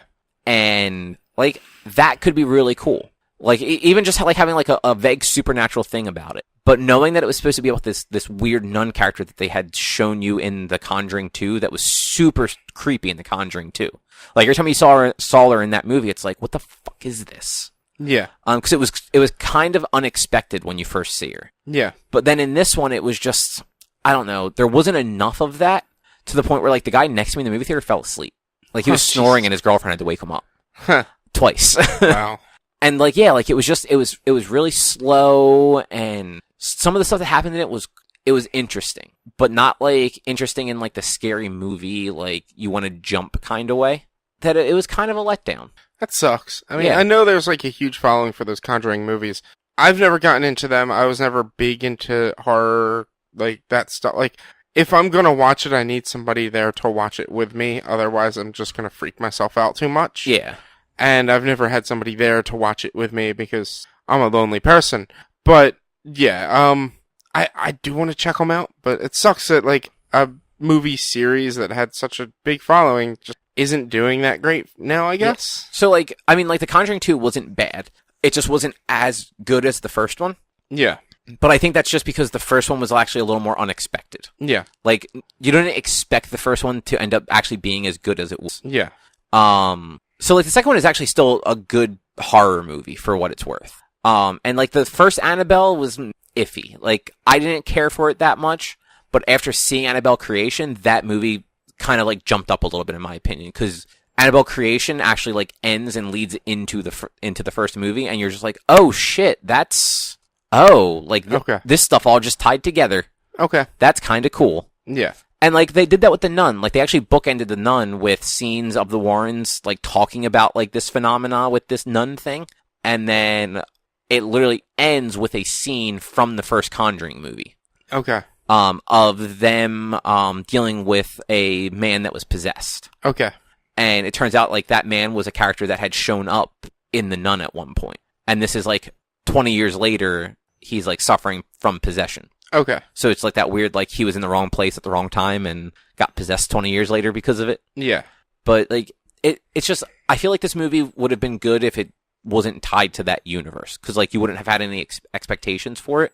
Yeah, that makes sense. But like going in there knowing that these movies tend to be like, you know, tense. Like they're not necessarily scary. Like I don't find myself jumping at them a lot, but like you're always tense watching them. Yeah. You don't know what's going to happen. And that just didn't happen that much with this one. Makes sense. But so the main thing I did, I've played a whole bunch of Spider-Man on PS4. Yeah. I am about 84% complete. And that's not story, that's game. Yeah. According to PSN profiles, I have 71% of the trophies. Okay. It's not a hard platinum to get. You can actually get the platinum in just a single playthrough if you don't fuck up too bad. Okay. I'm going to try not to spoil anything. Like anything that's actually like story or like cool. But like basically to get the platinum, there's different tokens in the game for like different tasks you do. So if you take down bases for like the boss, like the villains, yeah, of like that's full of like all their thugs and stuff, you get base tokens. And if you stop like random crimes out on the streets, you get crime tokens. And if you do research labs that are all over the city, you get research tokens. And each type of token is is like the currency you use to unlock suits and upgrade your gadgets and stuff like that. Yeah. Most of them are pretty plentiful. Like by the time you get to the end of the game, you can have a whole lot of like crime and research tokens and stuff like that. The ones that you don't get a lot of are challenge token. I think there's 11 or 12 challenges to do. And they're all different. They're usually time-based though. Yeah. So like the more efficient you do it and the better combos you get. And it's not all combat combos. It's like different types of stuff. The higher your score, and there's a possibility for each one to get up to, I believe, six tokens for each one. Okay. Because it's basically like there's 3 levels. There's like a level 1, a level 2, a level 3. So like if you get like the low score, you'll get 1 token. If you get the middle score, you'll get 2 tokens. And if you get the high score, you'll get 3. But it like retroactively gives them to you also. So if in one playthrough you hit the 3rd round, you'll get the 1 for getting the low score, the 2 for getting the middle score, and the 3 for getting the high score. So you'll get 6 altogether. Okay. It took me a minute to realize that. I kept getting 3 for completing the secondary mission parameter. I couldn't figure it out at first. I'm like, oh, they're like retroactively giving me the 1 for the first level too. Okay. But they're really hard to do. Like certain ones, I can't get more than a 2-star on them. Actually, certain ones I can't get more than a 1-star on them. And you need a bunch of them because one of the platinum trophies is to get all of the suits, like to buy all of the suits as they unlock. And you need a bunch of challenge tokens to do that. Okay. So like that's probably going to be that one trophy that fucks me for a while. Maybe you just need to get good. Dude, these things are hard. Like stupid hard because they're not hard to do. It's hard to do like in the one way the game wants you to do it to get that perfect score. If that makes any sense. A little bit. Like I have never failed one. I have never gotten to the end of one and just been like, oh nope, you missed it. You didn't get there in time. But you know, like the classic like fly through hoops in the air as like a random thing just moves around. Yeah. Yeah, there's those. Okay. That you have to like swing through the city and hit these special balls. And if you don't hit every single one of them, you can't get 3. But you also have to hit every single one of them and do it with like still at least like 15 or 20 seconds left on the clock. And the clock doesn't start counting until the last thing starts. And it starts at 20 seconds. So if you're not right on top of it immediately, you're not getting that perfect score. Okay. So it's just like it's super tedious stuff like that. If it was like combat stuff where it's just like you just have to keep going into the combat and finding like the best use of your gadgets and your different like suits and stuff, it wouldn't be that bad. Because I've done stuff like that where like you just have to, all of your different areas in the game have different like objectives, let's say. So like every type of crime has like an objective. It might be like webbing guys to walls or throwing them in the air. But like, you know, you have to find ways to like pull that stuff off because not every crime, it makes it easy to do that stuff. Yeah. Like if it's a bunch of like heavy guys, they're hard to like throw around. Yeah. But overall, it is a ton of fun. Swinging through the city it is the best swinging through the city since Spider-Man 2. Yeah. And I didn't play the Time one from a few years ago, but I did, or the Amazing games, but I played a little bit of, Edge of Darkness, I think it was called. Shattered Dimension. I don't know where Edge of Darkness came from. Shattered Dimension was the one where like you had like the 4 different Spider-Men that you could play as. Yeah. I played a little bit of that one. That one wasn't bad. Ultimate Spider-Man on like Xbox was alright, but like Spider-Man 2, the movie game, like that got the swinging through the city really well. Yeah. And it was that whole thing, and it had a similar mechanic where, you know, there were random crimes that would be happening around the city that you could stop and help people. Yeah. And that's what this does. Like, as you're swinging around the city, especially as you hit the radio towers that like open up the map and show you stuff, you'll start, like, you have like a CB radio thing, like a police scanner in your mask. So like you'll hear on the police scanner, it's like, you know, officers needed at the corner of such, and they'll literally give you like neighborhoods and cross streets in New York of like, you know, there's been an accident, or, you know, there was a bank robbery and they're driving through the city, like for the different types of things that you can do. Yeah. And like you have the choice of either like going and doing that or just continuing on with what you're doing. Like, if you don't do that one, another one will pop up and you can do that one instead later. Yeah. Cause like every district has like 5 of those that you need to do to clear the district, basically. Okay. And it's all of Manhattan. Like, you just have the whole island. Nice. And it's got this great mixture of stuff you recognize. So like you can swing through New York and you'll be like, oh, I actually kind of know where I'm at right now. Like, here's Madison Square Garden, here's Times Square, like stuff is where it should be. And then they have actual like Marvel landmarks too, like Avengers Towers. I believe it is the tallest building in the city, and like you can go up to the top of Avengers Tower and there's a trophy for it. Yeah. There's also like Oscorp is there, like that's another building in the city, and it's got the big Oscorp logo. Rand Industries has a big Rand sign on. Doctor Strange's Sanctum Sanctorum is there. Like all these like things that maybe not all of them are like big, like, oh shit, that's from Marvel, but like they're there. Like, you can go find Alias Investigations. Okay. Like, just cool little things like that. Yeah. And there's actually, one of the tasks is actually landmarks, cause you have a camera. Like, it's not just the photo mode. Like, Pete legit has a camera. Yeah. So you can just take pictures as you're playing too, like in the game. And there's 2 sets of pictures. There are landmark pictures where it's like, go take a picture of the Empire State Building, of Madison Square Garden, of City Hall, of Avengers Tower, of Oscorp, of Sanctum Sanctorum. And then there's like these hidden ones that aren't on the map that you just kind of have to find. But like, there's like a statue of the dog from the Inhumans. I forget his name, Lockjaw. Okay. That like if you find him, you can snap a picture of him, and that counts as like you get experience basically for it. Nice. So like there's a lot of just like, not all the side stuff is fun to do. Some of it's tedious, but like there's a ton of stuff like that to do. And it just makes the world feel very like alive and organic and fun to be in. Because if you don't want to do the next story mission, you can just swing around and do stupid stuff for a little while. Yeah. And the game's very good about, there are certain parts of the game where you're going to feel like you really should just move on with the story. And then there's parts where you're like, things are like quiet at the moment, and it's literally like, I should go check out and see how Aunt May's doing. Like, not because she's like hurt or sick or anything, just because like you're a good nephew and you want to go check on your aunt. You're Pete. He's not that really great of a nephew, is he? He actually is. Okay. Especially in this game. Like, he doesn't work for the Bugle anymore. Yeah. He basically works for free for a scientist, and he works for free at the homeless shelter that his aunt helps to run. Okay. So, like, he is actually a genuinely good person. Okay. But, like, stuff like that'll happen, and it's like, oh, like, this is a good time to just swing around the city and help people, do, like, the actual side mission, do all, like, the random token-related stuff, and just kind of clear things out of the city. Yeah. And sometimes they'll even, after certain story missions, they'll even basically just not give you another story mission until you go do something else in the city. And it'll tell you, be like, go check out the city, swing around, stop a crime, like, be Spider-Man for a little while. Be the friendly neighborhood Spider-Man that we'll do more story after you've done that. Yeah. That's pretty cool. And then it is, like, you stop a crime, and, like, maybe, like, 2 minutes later, like, you'll get, like, a call from somebody. It's, like, maybe it's, like, Mary Jane or the police captain that you're friends with. It's like, hey, like, such and such is happening over here. Like, can you swing by and make sure everything's all right? Like, it seems a little too ruckusy.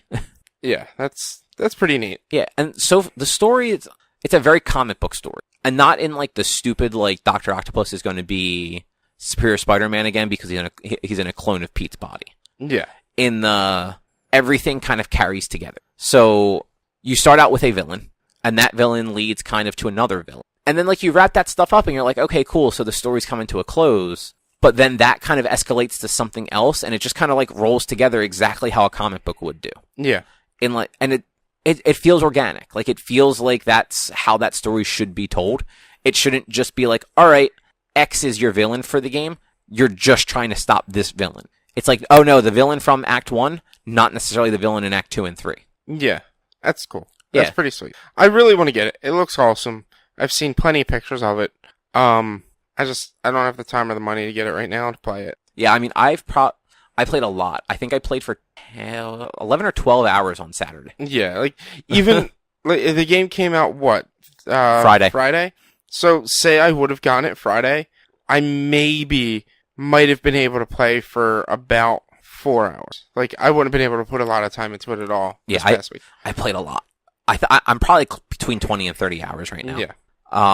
Did you see the news story about the guy complaining about it? A lot of people complain about it because people are stupid. Well, somebody was bitching about it because Spider-Man works with the police, and that's disgusting. Yeah, I've seen that. There's been a few different articles like that. Because people are stupid. Like, Spider-Man has always worked with the police. Multiple times in the game, he says, I don't particularly agree with you guys, but I'm not going to let people murder you either. Yeah. Oh, there's one point, it's like I'm sure he says from time to time, I gotta get out of here before the police get here. Like, yeah, no, like, he's not working for the police. He's working with a specific police officer who doesn't let people know she is working with Spider-Man. Yeah, like, he is legitimately, like, friends with this captain. And she's from the comics. Like, she's been in the comics before. Yeah. Didn't have this type of friendship with him. But, like, you know, they actually have one of the better relationships. Like, their banter is really good. Yeah. Especially when Spider-Man calls himself Spider Cop. Oh, jeez. Yeah, it's good. But yeah, it's people, there's, like, and then there was, freaking, what was it? Puddlegate, and then I just saw somebody post a picture. Apparently, if you, like, you can swim in the water. You kind of. You can jump in the water. Yeah, so if you land in the water, you basically just sit in the water until you jump out and swing away. Okay.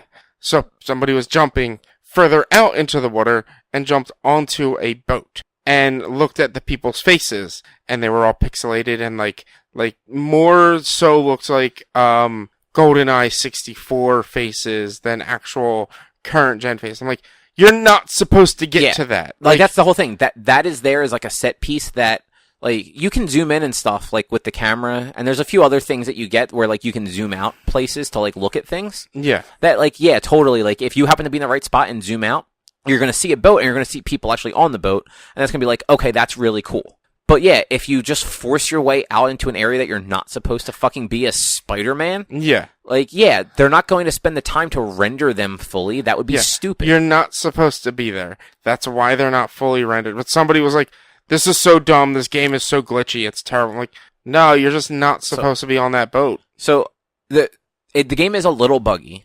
I haven't had any major issues. I've had the game crash twice. Okay.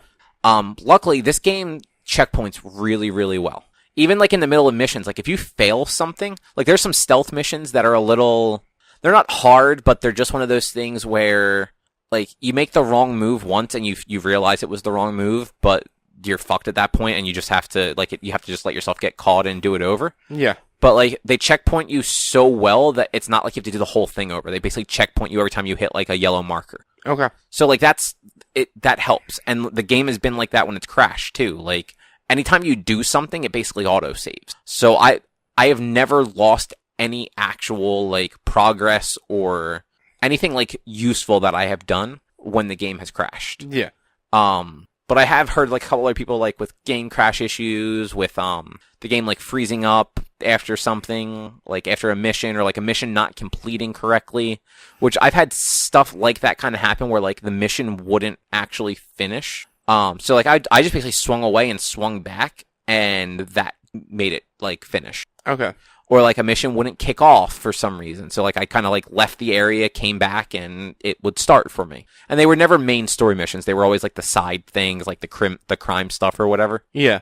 A couple other, like, just... So, the game looks really good for the most part. Like, the cutscenes in particular, like, the characters are modeled better there. The game looks beautiful. Hair does not. Like, they did not do good with hair. Hair looks very fake for, like, almost everybody. Okay. And that hurts a little bit because, like, the faces are pretty well done. Like, so when people are talking and stuff like that, it generally looks decent, but hair just kind of, like, makes them look fake. Yeah. But there's so, like, outside of, like, the way it looks, there's so much story going on that it's easy to not even notice that.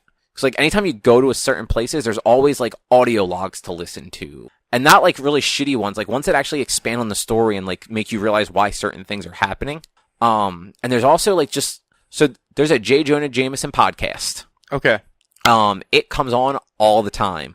Pete's apparently subscribed to it. There is an option to unsubscribe, though, early in the game.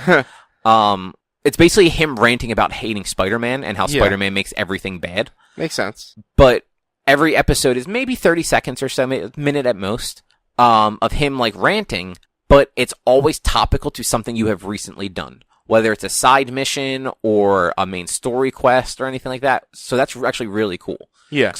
And the newspapers in the game are the same way. If you go up to red newspaper stands, it's a Daily Bugle, and if you look inside of it, they'll generally have like a headline of like, you know, X villain was just captured or Spider-Man did this thing. But they also there's this really subtle audio thing that yeah, Eric told me about this. Yeah, so if Pete's just like, he gets a lot of phone calls.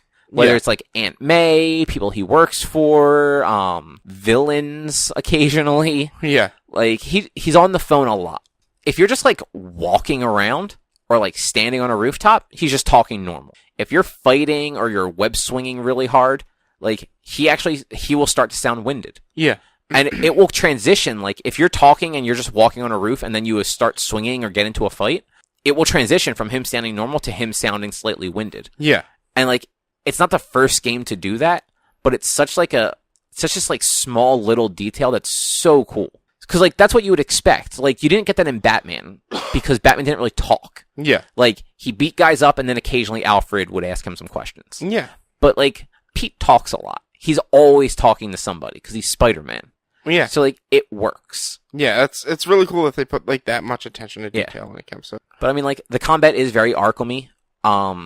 I think it's a little harder than the Arkham stuff. Like, I have definitely gotten my ass kicked more often than I ever did in the Arkham games. But it's also because you can do cooler stuff, too. Yeah. Like, you have you have a lot of gadgets just like Batman does, but there's so many interesting ways to try to use them to see, like, if it'll work. Like, trying to, like, knocking people in the air and, like, fighting them in the air and trying to, like, web them to a building and stuff. It's just fun to try and do those things where... Yeah. Like, in Batman, it was really just like, no, I just want to knock all of these guys out as quickly as possible and move on. Yeah. There's one set of bad guys that's how I treat them, because they just suck to fight. Yeah. Because they have jetpacks. Okay. Like, they're literally in the air also, and they're usually with guys on the ground with guns, too. And they have, like, a firebombing move, where they just fucking light the ground around you on fire. And then they also have this thing, it's like, you know those things that, like, people will throw at somebody's legs and it'll, like, wrap around their legs and trip them? Like, It's got, like, two balls on the side, basically? Yeah. It's like one of them, but it's, like, electric, and it wraps around his body, like, when he gets hit with it, and, like, shocks you, and you have to, like, pound at square to, like, break it off, but then it leaves you all, like, fuzzy for a minute, and, like, you can't use any of your gear correctly. And, like, those things suck. Yeah. And... It's only with the guys that fly, so it's just like, I just want to get in there, knock them out as quickly as possible, and then move on. Yeah. But like everyone else, it's like, no, I want to have fun. I want to see what I can do to these guys. Yeah, that makes sense. Yeah. It's a shame your brother hasn't gotten too far in it yet. I was talking to him about it earlier. I mean, he only gets to play from like 10 to midnight every night, so... Yeah. Yeah, I get it. And like, he was at an engagement party this weekend, so that took a lot of time away from him. I mean, and he does everything too, which is definitely going to prolong the game, but that's not a bad thing. I mean, he'll probably progress equal to the way you progressed. What do you mean? Like, how, like, you're near the end of the game, you've gotten 80-something% left, or whatever. Yeah, like, exactly. He'll be the same as you. Like, he'll be near the end, and... Yeah, it's been like, such an easy game to do that for. Yeah, he's pretty good at, like, keeping things at a nice, even level. Yeah. Do you have any questions about Spider-Man I can answer for you? I mean, not really. I figured you didn't, but since you haven't played it yet, I didn't know if you were curious about anything. I mean, it's anything that I'm curious about, like I've seen in the trailers, like I've seen like the gameplay. I don't want any spoilers. I don't want to know any of the stuff. I do want to play the game. I want to go into it as fresh as possible, which is why it drives me nuts when I see so many like pictures from other people. I like 1 or 2 pictures, that's fine. 1 or 2 pictures an hour, that's over the top. Like my kind of stance on it is if you're taking pictures in like the standard costume and they're just like goofy pictures around the city or of him like after you take out so I don't know if you noticed, but there's been some of those pictures where it's just like it's Spider-Man standing there with like a ball of like web with villains in it. That's how you finish up any base mission. It's literally like it finishes up, it shows you like your score, and then it's all of the guys webbed up and a few of them left on the ground. Yeah. Like taking those pictures, like that's not spoiling anything. Yeah. It's when you're taking them with some of those other characters you play as that we were talking about earlier that you don't know that you get to play as. Yeah. Or when you have like suits that you might not know are in the game. Yeah. Like, I mean, this isn't really a spoiler for you because you're not going to care. Like, I knew the Ben Reilly Scarlet Spider costume was in the game. Like, I knew they did announce that before the game came out. That was one of the suits they announced. Yeah. But like, that's one of those things where like, had I not known that, and it's an early unlock, it's probably within the first like maybe like 10 levels. Yeah. Had I not known that was there and that got spoiled for me right before I got to level 10, I'd be fucking livid because that's my favorite Spider-Man suit. And it's like, these are minor things. Like, this isn't something I can fully, like, get mad at him about because, like, to me at least, I know the suits have different, like, a bit, like, increase and decrease certain things. They don't, though. They don't, so it's all cosmetic? So here's the thing. And not a spoiler, like, this is game mechanics. Yeah. The suits don't give you better stats. You get stats with levels and with mods. Okay. Basically. Every suit, when you unlock it, has a power. Okay. So, like, one suit, when you activate the power, maybe you get electric gauntlets. So, like, you punch people and they get electrified. Or you're, like, bulletproof, basically. Like, bullets bounce off of you. Yeah. The one that I use the most is the starting one, where it just lets your focus go up. Your focus is what lets you do, like, finishers, where you, like, hit 2 buttons and it just ends that fight. Yeah. With that bad guy that you're fighting. It also lets you heal yourself. So, like, the more focus you have, the more health you can give yourself back by just hitting down on the D-pad. Yeah. So it's really useful if you're in, like, a tough fight. Every time you buy... So, a suit unlocks for purchase, basically, at, like, a certain level. Yeah. You then have to spend, like, the tokens to unlock it. So, not a big deal. Like, that's why you do all the side stuff to get the tokens. Yeah. When you buy the suit also has has that power associated with it. That power becomes available for any suit. Okay. So I can run around in, like, the Scarlet Spider suit with any power that I have unlocked. Yeah. So I don't need the Scarlet Spider power, which I'm not even sure what it is off the top of my head. I can use that default power because I like being able to heal myself. Yeah. And then you have mods that, like, some of the mods actually, like, amplify some of those abilities. Some of them just give you, like, more experience when you fight people or whatever. Yeah, I mean, okay, that's neat. Yeah. And, like, just the one downside is the mods also cost those tokens, so you have to be careful not to, like, spend the wrong ones and run out before you can buy the suits you want. Yeah. But yeah, like, that's, like, none of the suits have any real story, like, impact or anything. Yeah, yeah. But, characters, like, on the streets, like people, will make reference if you're wearing different suits. Yeah. Which is neat. And that's really cool, and it's like I said, I know it's something, like that's something just so minor to, like, be mad about. And it's not really that I'm mad about the suits. I'm just mad about the whole, you're blowing up my newsfeed with this game that I really want but can't afford to get right now. I understand you got it. I understand it's a great game. Please stop kind of shoving it in my face, even though you're not doing it on purpose, but you're kind of like, I understand, dude. Yeah. I got it. Take a step back. But it's like, because, like, I had one person back when Gears 3 came out. When Gears 3 came out, I'm pretty sure I told this story once before on here. Gears 3 came out, there was a download code for a skin to use on multiplayer. However, the GameStop I went to go pick the game up at, they didn't have the codes or something wasn't working right, and everybody had to go back with their receipt the next day to get the code, or a couple days later. So, like, 2 or 3 days later, I get a call from them like, hey, we were able to get our codes, you can come pick it up. I was like, awesome, great, I'll go pick it up. So I go there that day, and I'm like, I need to get my code for, I think it was like Farmer Dom or whatever it was. And, spoiler alert, Dom dies in Gears of War 3. The guy luckily, I had just passed that point where he dies. And the guy's like, no, you can't get it. He dies. And I looked at him, dead eye in the face, like, you motherfucker, you're lucky I just got that. Because if I hadn't, I would have returned the game and made you buy it from me. Like, that's bullshit that you would say something like that. You're lucky I beat the game already. Yeah, and that's, like, that, and that's my biggest problem is, like, I get it, like, spoilers happen. Yeah. Like, but to, like, and a bunch of Facebook groups I'm on, like, have been really good about keeping people from posting that stuff. Yeah, and people have been really cool. Like, there have been a couple times where I haven't seen the posts, like, initially, but, like, someone will have, like, posted a picture of something, and, like, the first comment is be like, hey, dude, that picture's kind of spoilery for, like, a suit. Like, that's not common knowledge that that's available. You should probably remove it. And the person, like, literally, like, comments immediately after. It's like, oh, shit, you're right. I didn't think about that. I just removed it and replaced it with something else that's, like, not spoilery at all. And it was, like, even, like, for Avengers, there were groups when Infinity War came out. Like, I think it was 2 weeks later when these started going around, but, like, a few weeks after the movie came out, started seeing, like, people would post something, and it'd be, like, a big picture, and it's like, warning, Avengers Infinity War spoilers. If you have not seen it, and you don't want to know anything, do not read this. And then their description would be like, do not read this, and then they would enter with periods a bunch of times to where it would cut off. Yeah. And then they would write their thing. Like, that's fine. There's something minor like this. It's so much. It's just driving me nuts. Yeah, but, and it does. It fills up the newsfeed because it's happening so much. Yeah. That it's just like, even if it's like once every like half an hour. Yeah. Over the course of 6 hours, there's enough of them that it's just you scroll and that's all you see. And it's like, it's not that it's just him posting it too. He's just the one posting it the most. Yeah. And so then it's like, then everybody else is posting like, oh my god, now I have to see it from so-and-so and this person and that person. And I'm like, I don't want to see it anymore.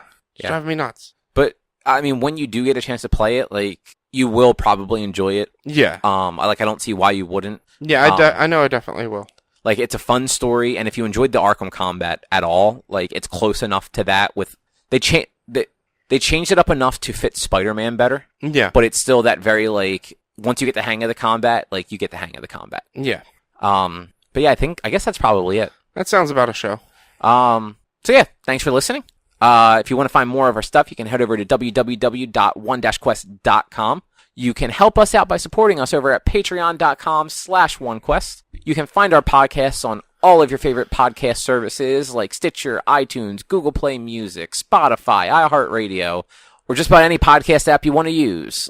You can also find us on social media. We are facebook.com/onequestonline.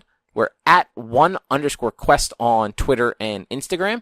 And you can always send us an email to social@one-quest.com. And I would recommend keeping an eye on our social stuff over the weekend because we will be at Keystone Comic-Con in Philadelphia. Yeah. And I'm sure there'll be stuff happening there worth taking a picture of and posting about. Yeah, I mean, you said Instagram, right? And Twitter, so people will be posting, you guys will be posting things on there. Yep, definitely. Otherwise, we will be back next week with another episode. Thanks for listening. Bye. Bye, everybody.